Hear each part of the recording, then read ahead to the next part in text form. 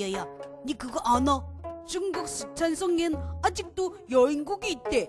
여인국 그거 다 전설이야, 전설. 아니야, 남자가 없는 건 아니고 여태까지 목의 중심 사회다 이거지. 그럼 결혼도 안 돼? 그럼 주원이라고 해서 남자가 여자 집 담을 몰래 넘어가서는 몰래 합방하고 도망간다니. 이야, 야 신기하다, 야. 근데 우리나라에도 그 대단한 여자들이 많아. 그 아무 장비 없이 맨 몸으로 바닷속 20m까지 들어가는데 물 한 모금 마시지 않고 하루 8시간씩 바다에 있다니. 숨 쉬는 소리도 휘파람 소리처럼 낸다 그러던데. 그런 사람이 진짜 있으면 문화재로 지정이라도 해야 되지 않나? 지정됐지. 유네스코 세계 무형유산까지 벌써 지정됐다니. 그래? 그게 누군데? 있어, 해녀라고.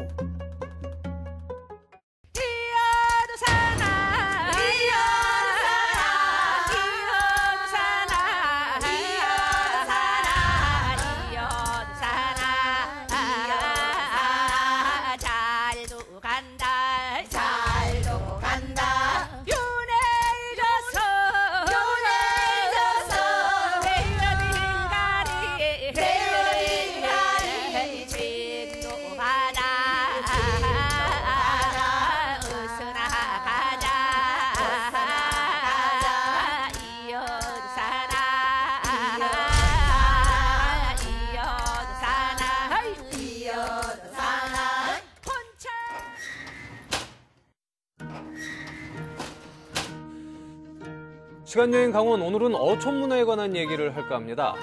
과연 옛날 사람들은 물고기를 어떻게 잡고 해산물을 어떻게 채취했을까요? 자, 오늘 그것에 대해서 이야기 나눌 분 소개해드리겠습니다. 자, 강릉 원주대학교 장정용 교수 모셨습니다. 안녕하세요. 안녕하십니까.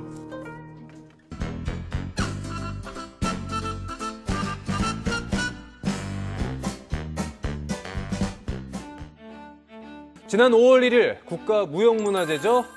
제132호로 지정됐는데요. 그 주인공은 바로 우리나라의 독창적인 어업문화, 해녀. 무녀, 악녀도 아닌 해녀입니다. 사실 해녀는 제주 해녀문화로 지난해 12월 유네스코 인류 무형문화유산에 먼저 등재가 됐죠. 그렇다면 동해안에도 해녀문화와 전통이 있을까요? 동해안에 해녀가 처음 등장한 건 일제강점기. 제주도의 출가 해녀가 강원도로 오면서부터라고 합니다. 하지만 동해안 어촌에서 모시는 대부분의 해신은 바로 여신, 남신이 아닌 바로 여신. 바람의 신 영등도 할멈이며 해신당에도 대부분 여신을 모시죠. 그런데 왜 해신은 대부분 여신일까요? 동력성도 나일론 그물도 없었던 시대 선조들의 고기잡이 이야기. 선조들은 어떻게 고기를 잡았고 풍속과 문화는 어땠을까요? 동해안 어촌 문화에 관한 민기원의 특별한 프로필이었습니다. 네, 해녀가 강원도 동해안에 이렇게 들어온 게 일제강점기부터라고 하잖아요. 네, 네. 그 출가 해녀부터 그 시작이라고 하는데 그럼 네. 제주에 있던 출가 해녀가 강원도로 뭐 시집을 온 걸까요? 뭐 가출 해녀는 아니니까 그렇죠, 출가 해녀니까 출가니까. 시집 왔겠죠. 가출해서 왔으면 가출 해녀라고 했겠는데 네. 그게 아니니까. 어떨까요? 왜 이렇게 일제강점기에 동해안으로 출가 해녀는 왜 그렇게 많이 왔을까요? 예, 조금 거기에는 좀 슬픈 배경이 있는데요. 네. 출가 해녀라고 하면 뭐 결혼해서 온 해녀를 뜻하는 건 아니고요. 네. 제주도 밖에서 물질을 하는 해녀를 이제 출가 해녀라고 합니다.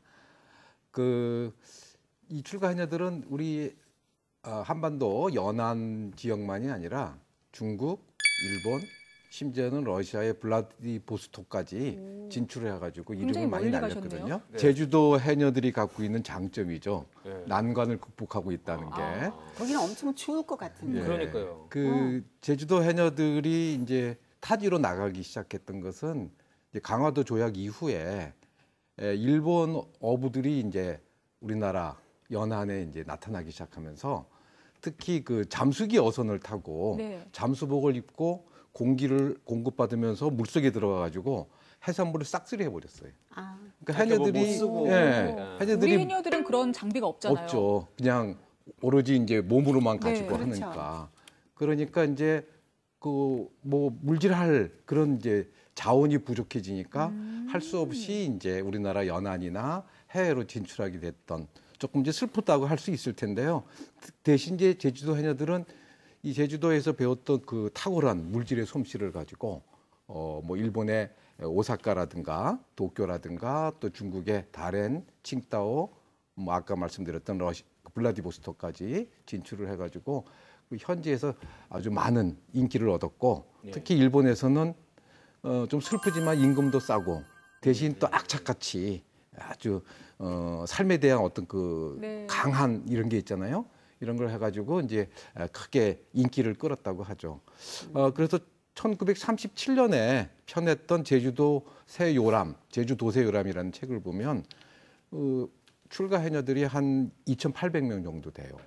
그런 정도로 많이 나가 있었고 그 중에서도 강원도에 오신 분들이 한 54명 정도라고 당시 통계가 잡혀 있습니다. 그만큼 이제 제주 해녀들이 강원도 와서도 이제 활동을 하면서 해녀라고 하는 독특한 문화들을 이 지역에서 이제 만들어내기 시작했던 거죠. 네. 뭐 돈을 많이 벌려고 하셨나, 뭐 시집을 오셨나 했더니 또 자원이 많이 부족해져서 어떻게 보면 쫓겨서 오신 걸 수도 네, 있겠네요. 그렇죠. 네. 미국이죠, 어떻게 보면. 그러게요. 그런데 동해안 어촌에서 모시는 그 해신도 대부분 다 여자라고 말씀을 하셨잖아요. 제가 아까 얘기는 했죠. 네. 그렇게. 근데 서양에서 보면은 왜 포세이돈 네. 바다의 신이잖아요. 남자죠. 해신이죠. 남자잖아요. 그런데 왜 해신당에서 모시는 해신은 여자인 거예요? 그 뭐 다른 이유가 있나요? 있겠죠? 신격은 이제 뭐 산신도 남성이 있고 여성이 있고 그래요. 바다신도 여성도 있고 남성도 있습니다. 근데 동해안이 이제 특별히 그 여신들이 주로 이제 저기 고성에서부터 삼척까지 주로 이제 마을에서 지내는 선앙당, 해 선앙당에 주로 이제 여신을 모시고 있죠.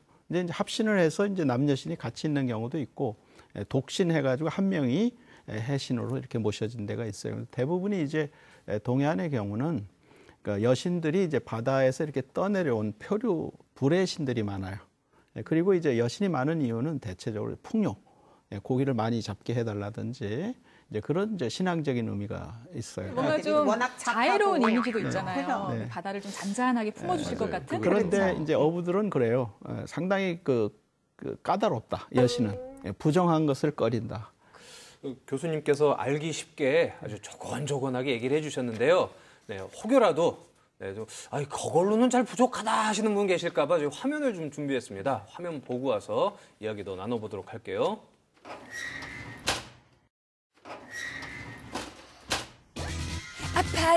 바람 따라 구름 따라. 역사적 사실이라면 어디든지 따라가는 책일동이가 오늘은 삼척 해신당 공원에 왔습니다. 와, 오늘 제가 이곳에 온다고 하니까 여기 아주 신비로운 것들이 많이 있다고 하거든요. 아우, 뭔지 정말 기대된다. 오늘도 짜릿할 거예요. 자, 그러면 오늘도 저와 함께 이야기 보따리 풀러 가실까요? 가자! 바람 따라 구름 따라. 동해안 유일의 남근 숭배 민속이 전해 내려온다는 해신당 공원. 이곳에선 예로부터 어촌마을 사람들이 마을의 안녕을 기원했던 민속 신앙의 생생한 모습을 경험할 수 있습니다. 우후후! 여기 좋은 것이 있다고 해서 제가 찾아왔거든요. 어디 있니? 어머, 저분한테 물어봐야겠어요. 안녕하세요. 안녕하세요. 여기에 좋은 것이 있다고 해서 저 책일동이가 이렇게 찾아왔는데요. 네, 좋은 것 있나요? 잘 오셨어요. 아, 좋은 것이 많은 건 알겠는데 네. 왜 이름이 해신당 공원이에요?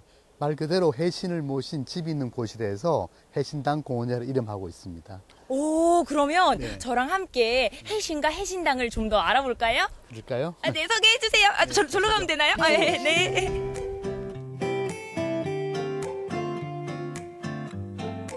와우, 이렇게 올라오니까 좋다. 진짜 너무 좋아요. 아니, 공기가 좋다. 뭐 이 말씀이었어요. 네. 해신당은 어떤 곳이에요?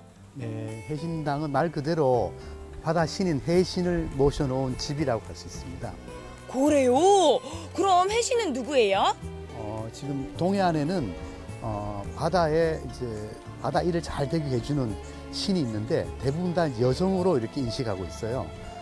그 여성이 이렇게 풍요를 가져다 주는 아이를 이렇게 낳아서 인류에게 평화를 주는 그런 분이라 해서 보통 해신은 여성성으로 인식 많이 해서 여신을 모시죠.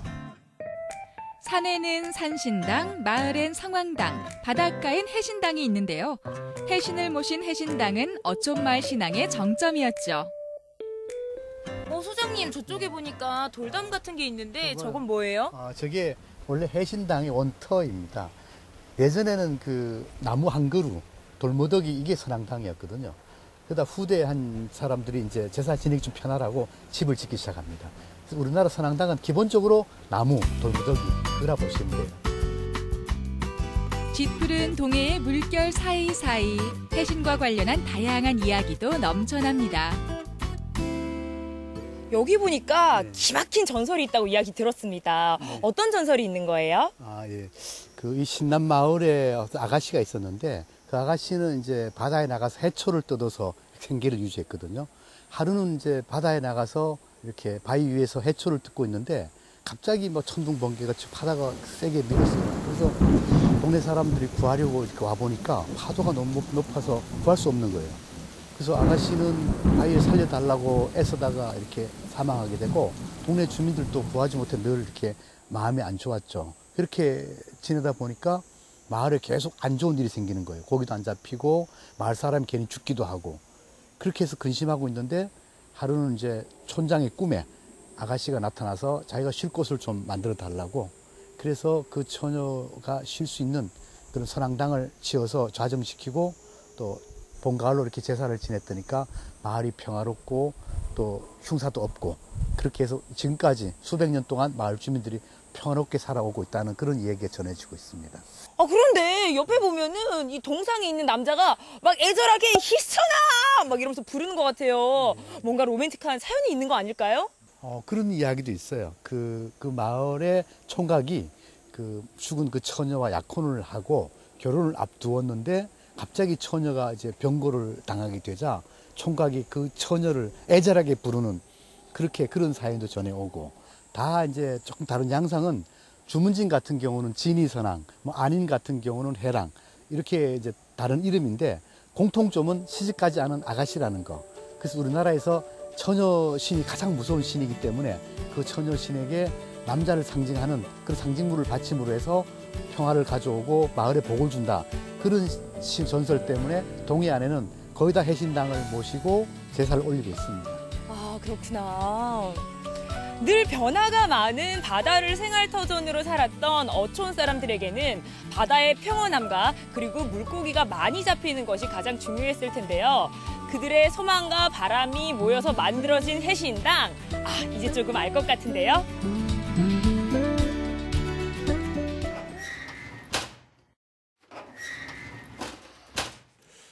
자, 해신을 믿는다는 건 뭐 물고기를 먹고 또 물고기를 잡았다는 얘기인데, 자, 서영 씨, 혹시 그 동해안에서 언제부터 물고기를 잡았는지 알고 계세요? 신석기 시대요. 아, 그래요? 예, 진짜예요. 그 전부터 아니까? 신석기 시대에 그 양양 가면 오산리 선사유적지 거기에 낚시와 관련된 그런 유물이 출토됐거든요. 그게 증거죠. 네. 그렇죠. 네. 갑자기 아는 척을 해가지고 깜짝 놀랐네요. 특히 이제 동해안에는 이제 선사유적이 많잖아요. 네. 그러니까 이제 바닷가에 이제 그 수혈식으로 집을 지었는데 이제 바다의 고기들을 쉽게 이렇게 잡아서 먹을 수 있게 양양 오산리도 그렇고요. 영진리 고분이라든지 안인진리 고분이라든지 다 바다를 향해 있어요.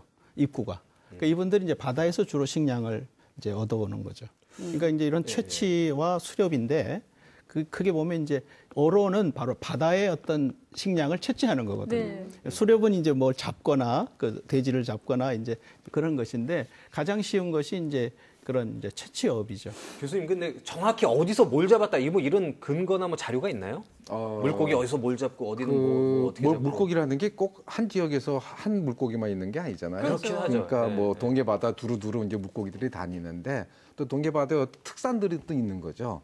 동해 지역의 특산물로 기록상으로 가장 오래된 것은 다시마입니다. 다시마요? 예. 다시마? 이 당나라의 그 역사책 당서 발해전을 보면 발해의 남쪽 바다에서 다시마를 채취해가지고 이제 당나라에 수출했다. 이런 기록이 나와 있어요. 그래서 이게 아주 당으로 수출하는 아주 중요한 특산품 중에 하나였고요. 그게 이제 일본에도 가고 당시 이 동해안에서 나온 다시마는 이 동아시아에서 유명한 상품이라고 할 수 있겠습니다. 조선시대까지 계속 이어져 가지고 이제 조선반도 뭐 동해안의 다시마가 아주 유명했는데요. 그거 외에도 이렇게 특히 이제 기록상으로 보면 이제 조선시대 기록들을 보면 세종실록 지리지, 뭐 여지승남 또는 여지도서, 관동지 이렇게 많은 이제 지리서들이 나오는데 이 지리서에 특히 삼척부조에 보면 동해안에서 나오는 여러 이제 특산물들이 쫙 기록되어 있어요. 또 삼척부사를 지냈던 허목, 미수허목이 지은 이제 척주지를 보면 거기에도 보면 이제 이런 해산물들을 쭉 기록하고 있는데 오늘날 잡히는 것보다 더 많은 것 같아요. 제가 보기에 여러 가지들이 나오는데 제가 잠깐 말씀드릴게요. 네. 소금, 청각, 김, 미역, 참가사리, 홍합, 해삼, 북어, 문어, 가자미, 은어, 방어, 적어, 송어, 연어, 황어 뭐 이런 것들도 나와 있고요. 또 송어가 산골짜기까지 올라간다는 이런 기록들도 있습니다. 그러니까 오늘날 우리가 먹는 거 이런 것들이 이 시대에 다 있었고 아마 아까 장 교수님이 말씀하셨듯이 신석기 시대까지 쭉 올라가서 이 동해안에 살던 사람들은 아마 내내 거의 비슷한 것들을 먹었으리라고 생각을 합니다. 그런데 아무래도 이렇게 가까운 바다에서 고기를 잡는 것보다 좀 멀리 나가면 더 많은 고기들 잡을 수 있을 것 같거든요. 다양하게.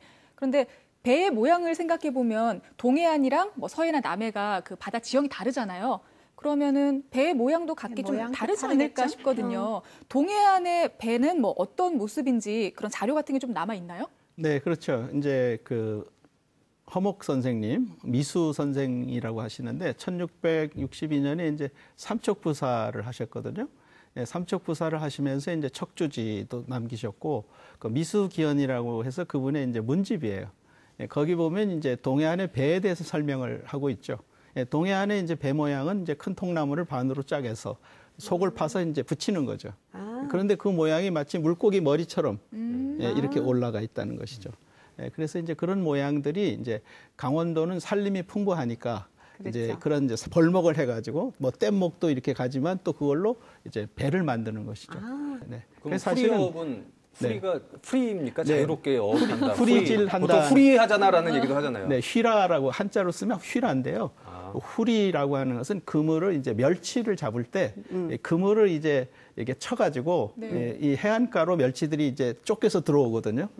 그러면 두 가지가 있습니다. 이 두 가지가 뭐냐면 이제 가투리라고 그래서 이제 물가 해안가에다가 그물을 둥그렇게 치고 끌어올리는 거예요. 마치 줄다리기처럼. 그럼 멸치들이 멸치대가 다 잡히는 것이 있고 그다음 배후리라고 그래서 배가 나가서 그물로 이렇게 잡아오는 것이 있는데 그렇죠. 이 동해안은 후리질이 아주 유명했습니다. 그것은 동해안이 해안이 가지고 있는 특징이고 또 멸치가 이제 많이 잡혔거든요. 동해안에서도.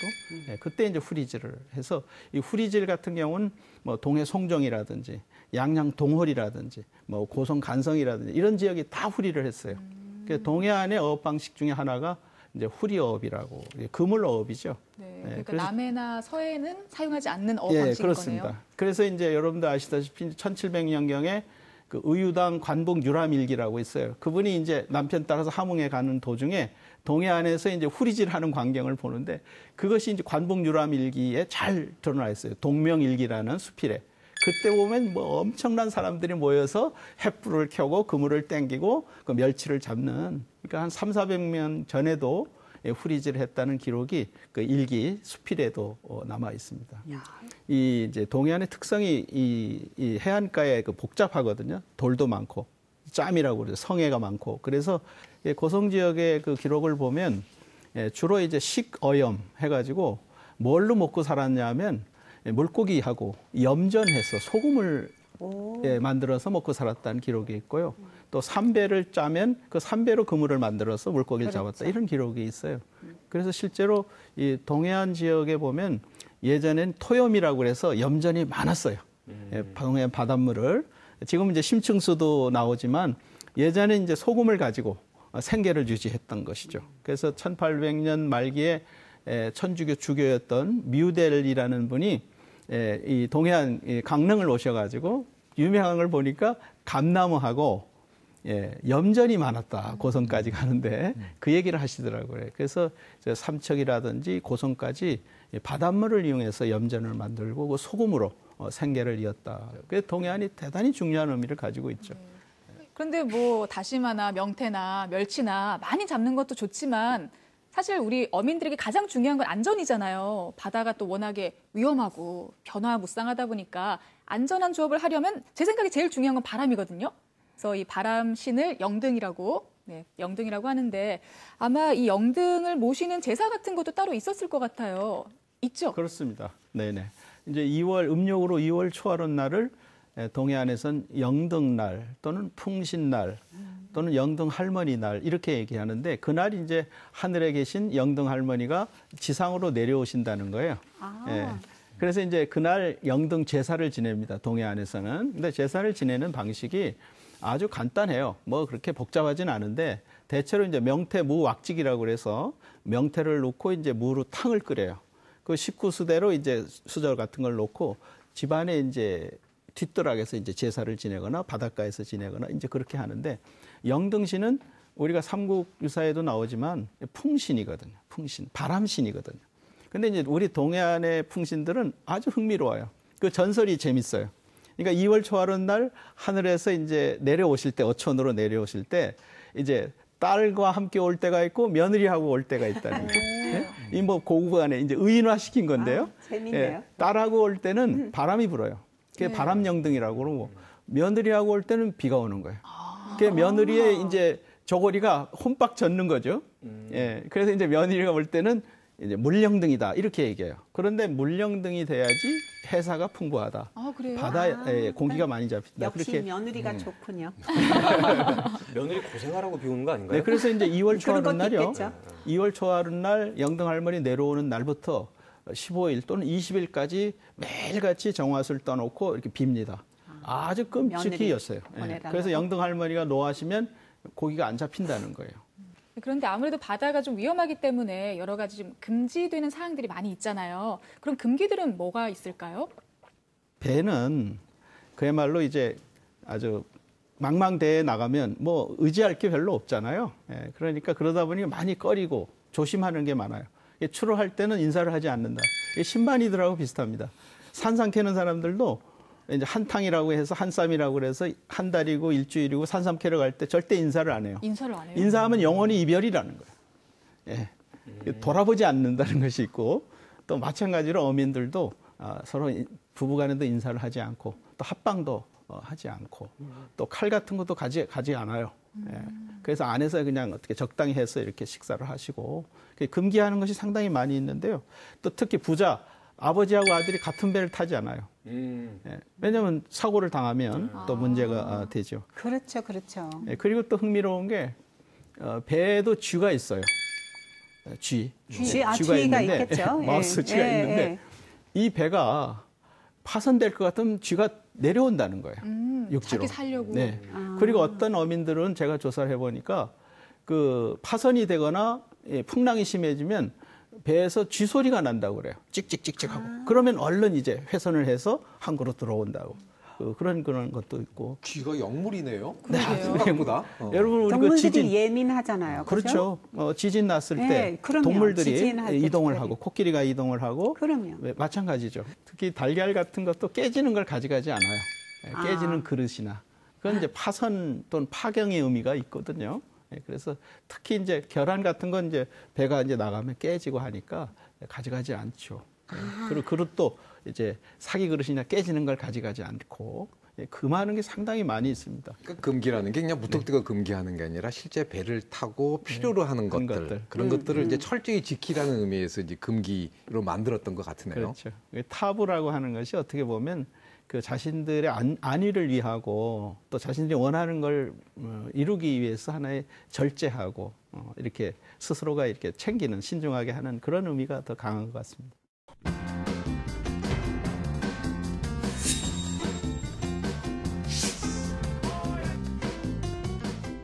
오늘은 그 세계 그 잠수에 대해서 잠깐 얘기할 건데요. 예. 첫 번째 거는 진주와 해면의 공통점. 그 뭔지 아세요? 바다에서 난다. 두 개 다 잠수해서 찾아야 돼요.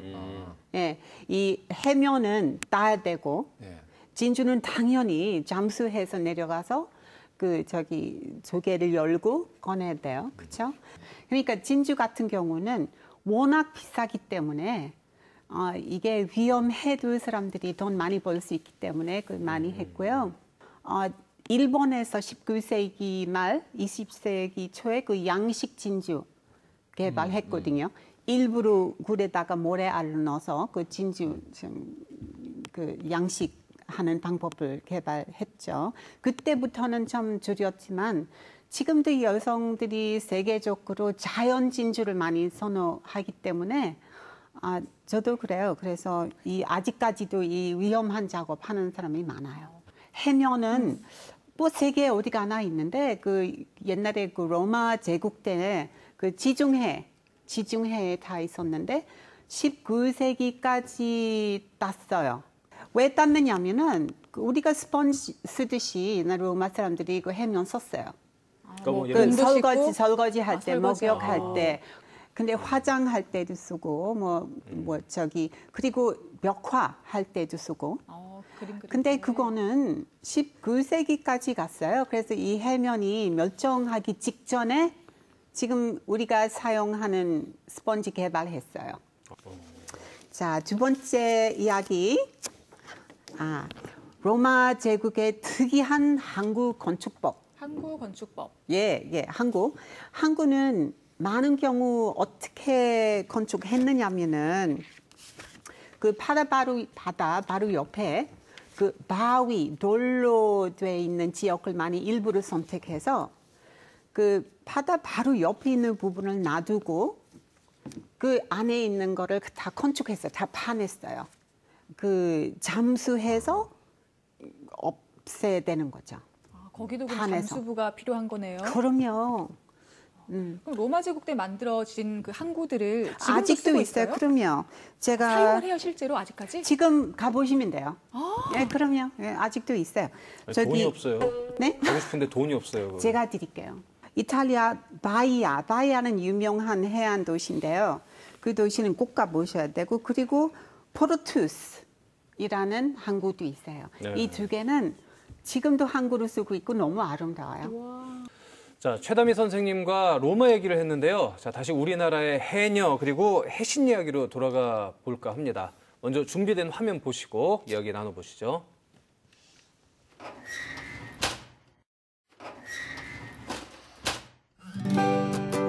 해신당 공원에서 빼놓을 수 없는 곳, 바로 어촌 민속 전시관입니다. 동해안의 어촌 문화를 한눈에 볼 수 있는 곳, 어촌 민속 전시관 함께 둘러보실까요?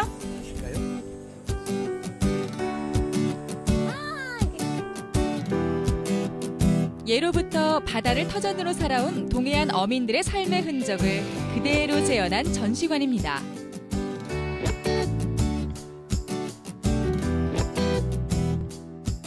선생님, 어머머, 몸이 좋으시네. 선생님, 저기요, 지금 뭐하고 계세요? 왜 말씀이 없으시죠? 선생님, 저랑 동시대 분인 것 같은데, 선생님? 이 친구가 대답 안 해요, 지금. 네, 여기가 동해안 별신굿판을 지금 재해낸 곳이에요. 별신굿은 요즘 풍어굿이라 그러는데 바다에서 늘 나가면 만선이 돼 들어오길 바라는 풍어를 위해서 1년에 한 번 이렇게 하면 요즘 3년, 5년 한 번씩 이렇게 벌어지고 있어요. 네, 그럼 어촌 문화에 있어서 이 별신굿이 어떤 의미가 있는 거예요? 이게 별신굿을 통해서 동네 주민들이 한 마음으로 화합하면서 어촌에 늘 풍어와 안전이 깃들기를 바라는 그런 그 연례 행사라 보고 그 행사를 통해서 전부 다 어민들이 더 결속을 강화시키죠. 풍어와 안녕의 바람을 담고 동해를 누볐을 배의 모형인데요. 나무를 뗏목처럼 엮어 만든 지금 보면 무척이나 원시적인 배였습니다. 네, 이름이 왠지 좀 약간 귀여운데요. 네. 설명 좀 해주세요. 네. 여기 보면 그 통나무를 하나, 둘, 셋, 넷, 다섯, 여섯 이렇게 해서 이렇게 이제 뗏목배라는 이름을 많이 썼었는데 여기서는 이제 이렇게 통나무를 그냥 이렇게 때를 모아서 이렇게 하는 배처럼 엮었잖아, 그죠? 구멍을 다 파고 집어넣었어, 양쪽에. 집어넣고 저기 노 젓는 칸을 만들어서 노를 젓게 만들고 그 다음에 이제 주로 이제 미역다로 많이 가기 때문에 여기에 이제 미역 낫이라든가 이런 걸 많이 두고 그 다음에 수경을 꼭 가져가는 거예요. 이게 수경이라고요? 예, 수경을 보시면 안에 이제 유리로 됐죠. 와, 제 손 보이세요, 선생님? 네, 손 보이죠. 이걸 이제 바닷물 속에다가 이렇게 집어 넣으면 바닷물 속에 해초가 얼마나 있는지 고기가 있는지 알 수 있잖아요. 그래서 집어 넣고 이렇게 작사를 가지고 고기를 잡기도 하고 또는 요걸 가지고 미역이 많은 곳을 바위를 찾아서 배를 대고 미역 채취해서 올리고 이런 용도로 이제 이 떼배에 세트로 갖춰진 게 그런 미역 낫이라든가 수경이라든가 작살이 같이 갖춰져 있다고 보시면 됩니다. 네. 이 줄을 이렇게 풀고 감을 때도 도로 당겨 감고. 오, 쉽죠? 돌려! 신난다! 다시 돌아! 와, 신나는데요. 아, 지금이야, 물론, 네네. 이렇게 신이 나겠지만, 옛날에는 전통 방식으로. 잡아 당겼죠. 굉장히 어렵겠죠. 어떤 방법들이 있었어요? 예전에는 그냥 던져놓고, 그물을 던져놓고 사람들 모여서 잡아 당기는 것 같이. 많은 사람들의 어떤 그 협동력을 바탕으로 해서 공동 작업을 많이 했는데 요즘 이렇게 이제 한 사람이 이렇게 돌려도 돌아갈 수 있게 하고 또 좀 더 진보해서 버튼 누르면 모다가 이제 돌려주니까 힘들이지 않고 그물을 다 당겨 올릴 수 있죠. 우리 조상님들 고생 꽤나 하셨겠네요. 고상이래. 배만 있다고 만선이 될 순 없겠죠? 조상들이 바다에서 사용하던 다양한 도구들도 눈여겨볼 만합니다.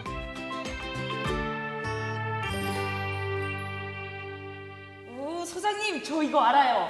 삼지창, 포세이돈, 타! 맞죠? 삼지창이 아닌 창 두 개인데. 창 두 개구나. 그럼 뭐예요? 이거 착살이라고 고기를 찌르는 창. 길잖아요. 그래서 아까 그 물수경 보셨죠? 수경통 이렇게 봐서 창으로 갖다 탁 찔러서 잡는 작살이라 그러고. 네, 그 옆에 있는 것은 갈고리죠. 저기 미역 장대, 미역을 이렇게 끌어내야 되거든요. 바위에 있는 미역을 끌어내고. 그래서 미역 장대가 쓰이고. 그리고 저기 뒤에 엄청 큰 테니스 채 같은 게 있거든요. 고기가 이제 떨어지지 않게 담아야 되니까. 그래도 도구들이 굉장히 다양하네요. 오늘은 저 책일동이가 옛날 옛적 동해안 어촌 문화에 대해서 살펴봤는데요. 조상들이 고되고 힘든 시간 속에서도 삶의 지혜를 엿볼 수 있었습니다. 오늘도 책일동이는 미션 성공!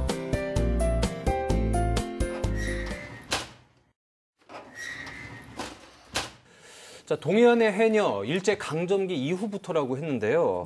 그전에는 잠수해서 뭐 해산물 같은 걸 채취하는 뭐 어로 이런 게 없었나요? 왜 없었겠습니까? 네, 아주 중요한 어업이었죠. 그런데 이제 본격적으로 이제 해녀가 이제 등장한 것은 아까 일제 강점기라고 하셨는데 실제로 보면 이제 제주 해녀들이 이제 동해안 또 멀리 연해주까지 블라디보스토크까지도 이제 진출을 하게 되죠.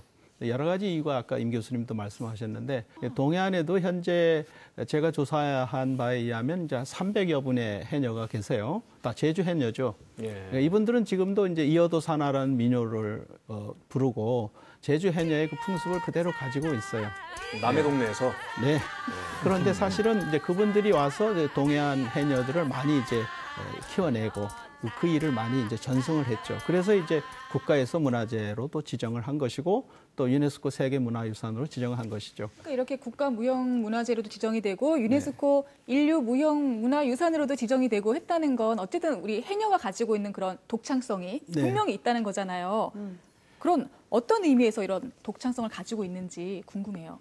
해녀 자체가 독특하죠. 사실은 한국하고 일본에만 있다고 합니다. 로마 시대에 잠수 석궁들도 있었겠지만 그런 해녀 우리가 통상 얘기하는 해녀 문화 자체는 아주 좀 다른 데에서 찾아볼 수 없는 독특한 그런 양식이고요.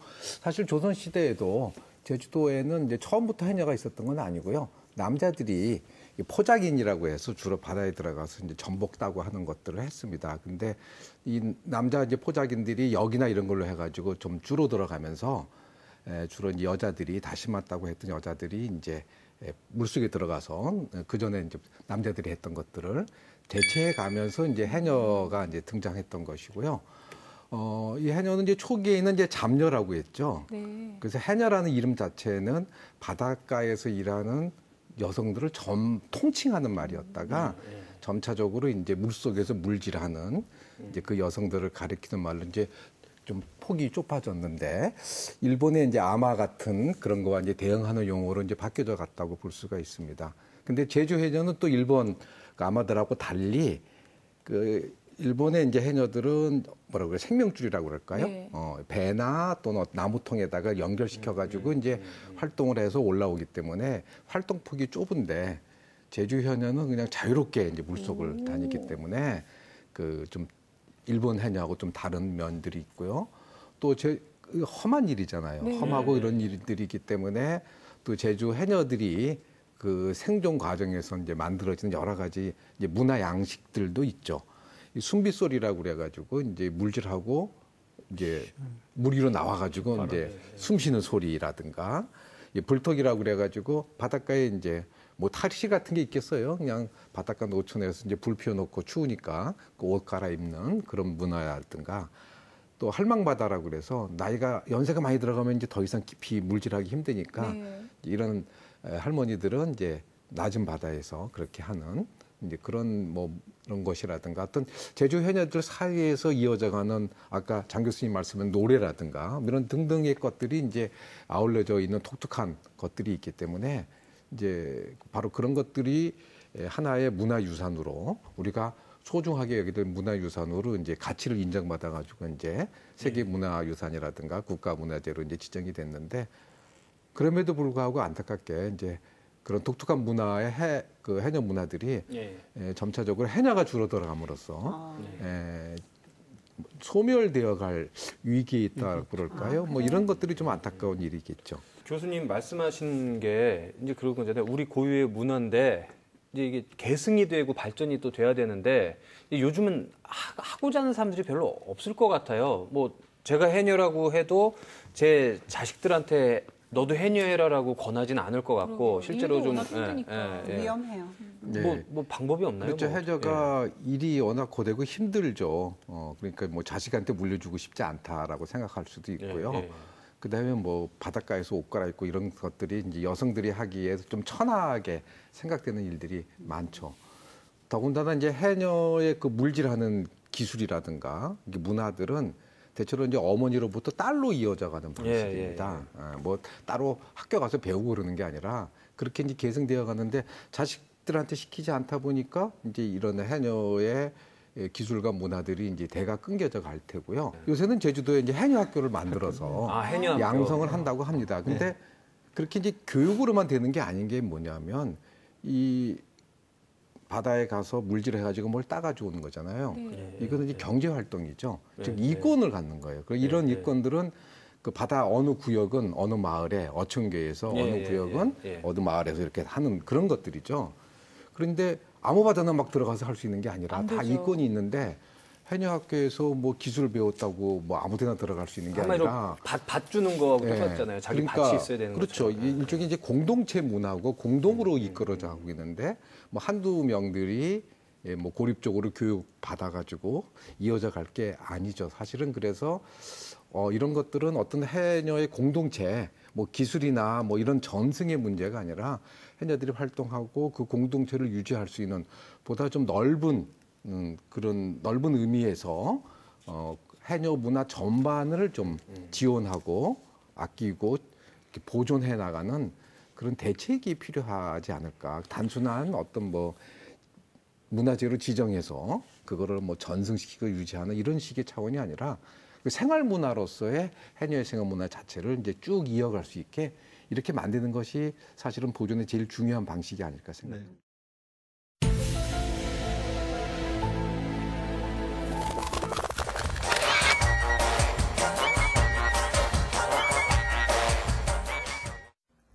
19세기 말 강화도 조약이 맺어집니다. 이 조약에선 조선과 일본의 어선이 서로 상대국 연안에서 조업을 할 수 있도록 규정하고 있는데요. 조선의 어민들은 일본으로 진출하기조차 힘들었지만 일본은 해산물의 금체 기간에도 어로 활동을 벌이는 등 갖은 행패를 일삼으며 조선 해산물에 씨를 말렸죠. 빼앗긴 바다에서 눈치를 보며 물질을 해야 했던 해녀들은 일제의 강제 수탈과 부당한 횡포에 맞서 싸우기 시작합니다. 바로 잡녀 항쟁으로 불리는 제주 해녀 항쟁이죠. 238회에 걸쳐 연인원 17,000여 명의 해녀들이 벌인 제주 해녀 항쟁은 1930년대 제주도에서 발생한 항일운동 중 가장 큰 규모였다고 합니다. 하지만 해녀들도 주권을 잃은 나라의 백성이었기에 결국 해녀 항쟁도 실패할 수밖에 없었죠. 이후 제주 해녀들의 출가는 더욱 가속화됐고 1937년엔 2,800여 명의 출가 해녀가 우리나라 각 지역의 연안에서 활동을 했다고 합니다. 그럼 요즘은 어떨까요? 2013년도 통계 자료에 의하면 제주 해녀는 모두 4,574명이라고 합니다. 1970년대와 비교하면 거의 3분의 1로 줄어든 거죠. 게다가 전체 해녀 가운데 70세 이상이 47%에 달하고 60대가 35%, 50대가 16%, 40대와 30대는 고작 2%에 불과하죠. 더욱 큰 문제는 30대 이하의 해녀는 단 한 명도 없다는 겁니다. 정확한 통계 자료는 없지만 육지에서 활동하는 출가 해녀도 그리 다르지 않을 텐데요. 이런 추세라면 곧 우리나라에서 해녀는 없어질지도 모릅니다. 제주 해녀의 유네스코 인류 무형문화유산 등재와 해녀 문화의 국가 무형문화재 지정이 하나의 계기가 되어 해녀 문화가 앞으로도 잘 지켜지길 기대해 봅니다. 지금까지 김서영의 에센파일이었습니다.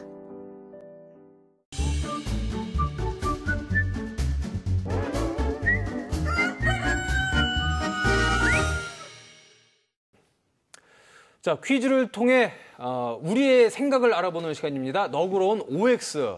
오늘 질문은요. 동해안의 어로 관습과 문화 잘 보존하고 지켜야 한다. O. 그거보다는 이게 좀 현대 사회에는 맞지 않는다. 다른 방법이 있을 거다. 이건 X로 가겠습니다. O입니까? X입니까? 들어보실까요? 서영 씨만 X네요. 제 생각에는 O 안 들면은 굉장히 욕먹을 것 같은데. 네. 글쎄 그렇다고 해서 제가 우리 동해안의 어로 관습 문화는 다 헛것이다, 필요 없다, 쓸모없다 이 얘기가 절대 아니고요.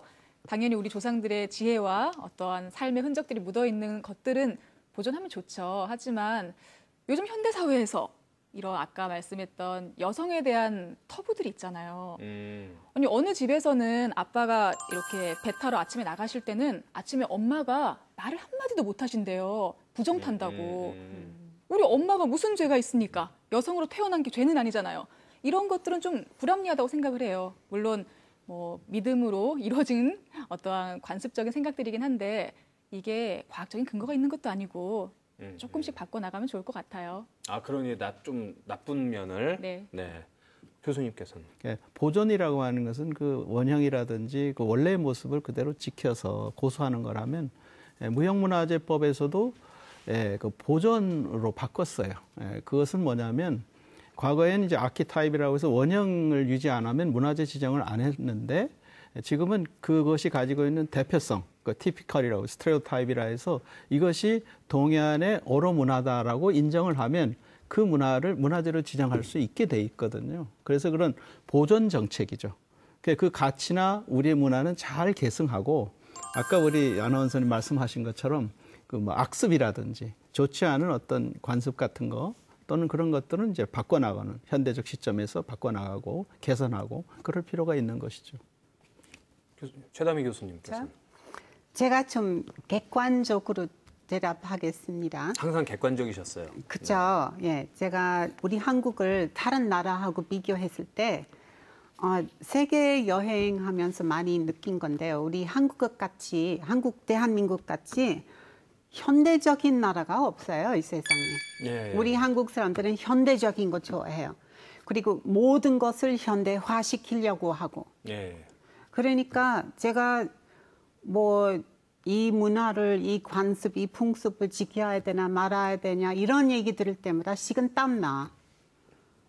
또 없어지는구나. 그 새마을 운동통해서만 해도 그 충분히 없앴는데 남아있는 거를 좀 지킵시다. 저 같은 경우는 저도 역시 같은 생각이에요. 그러세요? 근데 여기서 이제 또 개인의 이기주의가 발동된다면 동해안의 어로 관습과 문화 그리고 해녀는 반드시 있어야 되는데 제 딸이 해녀는 안 했으면 좋겠다 이런 생각. 아니 이 세상에 잠수하는 것만 아니라 위험한 직업이 많습니다. 그렇죠. 하여튼 제가 좀 빗나간 또 부정으로 얘기를 했네요. 네. 교수님도 좀. 네. 여기서 말하는 동해안의 어로 문화는 이제 우리 현대 이전의 과거의 것이죠. 근데 배부터 시작해서 모든 기술이 다 발전한 상태에서는 당연히 이제 달라질 수밖에 없는 거고, 다만 이제 원형, 과거의 것, 원형이라 이런 것들은 그대로 가치가 있기 때문에 그런 이제 보존의 문제는 우리가 또 따로 고민을 해야 된다. 왜냐하면 그것은 과거 사람들이 그 문화 속에서 생각과 삶들을 담고 있는 거니까 그것이 역사이기 때문에 그건 역사대로 또 보존해야 된다 이렇게 생각을 합니다. 네, 알겠습니다. 자, 저희가 오늘 그 해녀 그리고 또 어로 문화에 대해서 얘기를 나눠봤는데요. 자, 임규환 교수님 정리를 좀 해주시죠. 동해안의 어로 문화는 네모다. 그 네모에 어떤 얘기가 들어가면 좋을까요? 동해안의 어로 문화는 옛사랑이다. 옛사랑.